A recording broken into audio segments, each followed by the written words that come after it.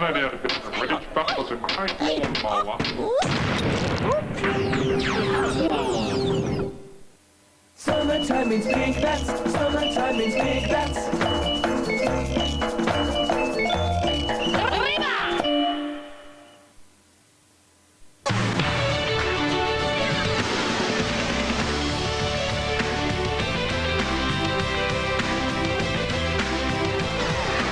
Tonight, Simon says, take that. Oh, whack, take that. He smashed it. Dokic cries, it's rigged. And tennis officials plead, Yelena, get help. Every player is going to have the ups and the downs.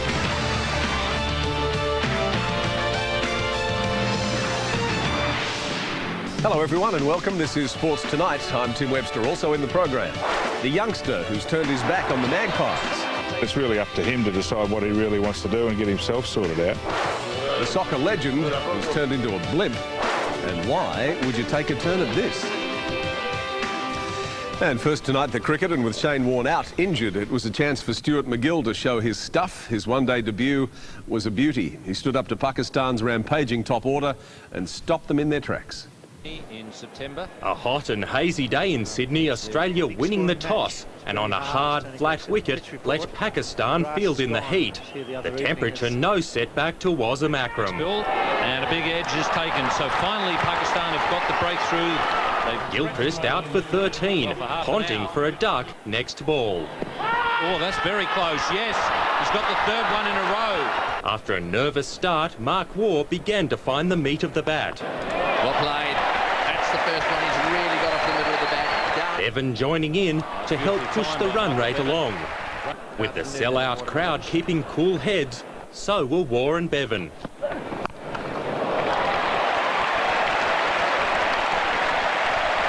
Shoaib Akhtar claiming Waugh to break the dangerous partnership. He then completed the family quinella, bowling Steve Waugh for 6 a short time later. The Aussies fall for 132. Martin quick to make his mark before rain forced a short delay. After the break, Bevan tried to speed things up, but his big hit landed in enemy territory. Andrew Symonds with no such problem. Straight down the ground, and that's going all the way. Yes, it's a big one, way over the top. Australia hammering its way to 286. Whoa, whack, take that. He smashed it. One bounce and into the fence for 4. In the break between innings, a lap of honour for some of our country's cricket legends. Pakistan drawing inspiration from the greats, off to a flying start. They're going for him. They are going for him in a big way. That's over the top. That's a huge hit. Bevan with a rare mistake, misjudging a catch to give Ijaz a life. He could have done with a larger ball. The captain's steady hands ending Ijaz's flurry. Yeah, this has got to be out, surely. Yes. Anwar chancing Damien Martin's arm. Could be a run out of the bowls, and if he hits, he's gone. That's close. That could be a brilliant piece of work. Razak brutal as he reeled off 5 fours in a row. The visitors sprinting to almost 10 and over. But one-day debutant Stuart MacGill put paid to that. One out. Yes, well caught. Taking 4 quick wickets, he slammed the brakes on. Pakistan's promising start petering away as Australia cemented its place at the top of the table. Yes, MacGill finished with the brilliant figures of 4 for 19. Other figures of note, Pakistan captain Wasim Akram picked up his 400th one-day wicket. Mark Waugh his 7,000th one-day run. The winning captain saluted his debutant bowler.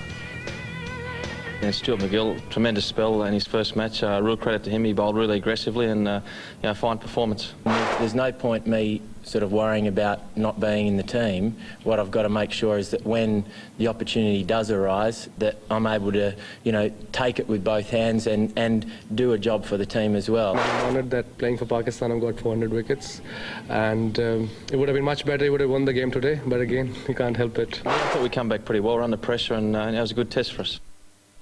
Jennifer Capriati seems to have shaken off the mantle of troubled teenager and is looking to fulfil the potential that was promised a few years ago. Tonight she was up against Dominic van Roost in the second round of the Australian Open. Crowd favourite Jennifer Capriati opened proceedings tonight, taking a clinical 6-1 lead over Dominique Van Roost in the first set. On the attack. From then on, though, the American was under attack. Perfect placement giving Van Roost the second 6-4. Neither player would give an inch in a gripping, deciding set. Oh, it's got all the makings of another epic, this one. Capriati has survived epics before and did so again. Victory 8 games to 6. It was extremely tough. I mean, she's a great player and I had to fight for every shot till the end. Fighting for every shot is something Mark Philippoussis knows well. It's good night. It looked like it was going to be an early night for the Scuds' opponent, Raymond Sluiter of the Netherlands, winning only 1 game in the first set. Oh, clever shot. That was clever. Completely unexpectedly, mistakes crept into Philippoussis' game. Searching for a weakness, Sluiter running the big hitting Aussie around court, stretching him to the limit. Oh, yeah. Philippoussis still had his serve, but his game went missing. Sluiter finding all the shots, winning the set 6-2. And he's got it, Raymond Sluiter. Even the crowd was feeling the heat as the qualifier, Sluiter, displayed amazing composure against the 16th seed, holding a 3-love lead in the third set. He even had an answer to the Philippoussis fire. Well, excuse me. What a return of serve that was. Philippoussis fought back and in a tie-break won the third set. And with the crowd urging him on, rode the winning momentum. Game's in hand. And I guess, as you'd expect, Philippoussis finishes it with a cold ace. Leading today's open action, these fans thought it was Christmas, a local hero in a blockbuster. After winning the first set 6-3, Andrew Illey survived a high-pressure second. The bandana kid is on a roll. He gets the second set in a tie-break. The heat was on with another tie-break in the third. This time, Czech Yuri Novak took the edge and the momentum. The Czech was out of jail and finished in style. Illey was down 4-2 in the fourth, but not out, calling on the crowd to get him over the line, and it worked. He was hungry, wasn't he? Novak, however, was losing his appetite, while the crowd could taste victory. And soon enough, so could Illey. There it is. Andrew Illey. How about that, Dad? The showman flexing his muscles just when he needed to, enjoying the spotlight he says is a vital part of his game. That show helps my tennis, and it's just people get confused on that matter. Of course, I'd love to just be really good looking and live off my looks, but you know, it's a little bit difficult.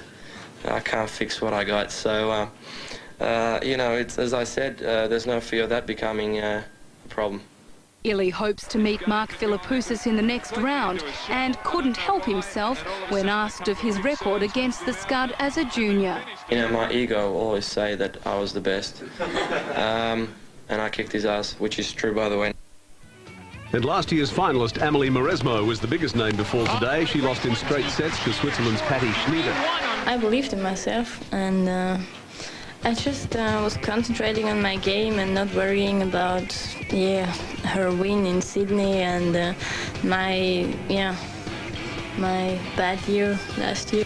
Crowd favourite Anna Kournikova also through to the third round with a comfortable win over Belarus veteran Natasha Zvereva. Former Wimbledon champion and 9th seed Richard Krajicek took the first set against Nicolas Escudé before being knocked out in 4. Straightforward wins for a couple of the top seeds. Pete Sampras barely worked up a sweat against Mikael Tillström, although Andre Agassi said he found it harder against Zheng Scholken of Holland. It was hard for me to control that ball in the beginning. I was trying to take it early and dictate, and I was making some errors, so it took me a while to settle into the match. But the Woodies crashed. Todd Woodbridge lost in 4, as did doubles teammate Mark Woodford. Young Australian Michael Hill lost to France's Sebastian Grosjean. And Jelena Dokic hasn't been far from the headlines in the past couple of weeks, and all for the wrong reasons, either surprisingly losing matches or making even more surprising comments.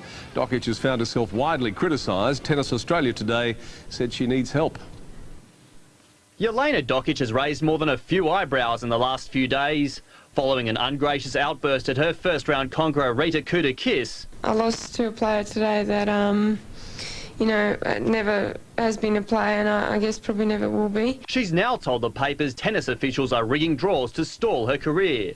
The comments drawing a scathing attack from fellow players. It was pretty shocking, some of those comments I read. I mean, it was, and I don't know who wrote them for her, but it was some of the dumbest stuff I've ever heard. It was just absolutely, it was laughable, I thought. Dokic was hoping to do her talking on the court this week, but it's her off-court comments that are attracting all the attention. Well, as senior players were laughing about it today. She wasn't sitting with us, but I mean, I didn't see her today. I would definitely say something like, what are you thinking? The world number 2 believes Dokic has plenty to learn. I just say, thank God I'm realistic and I'm intelligent. I mean, that's all I really think, and that I'm down to earth, and I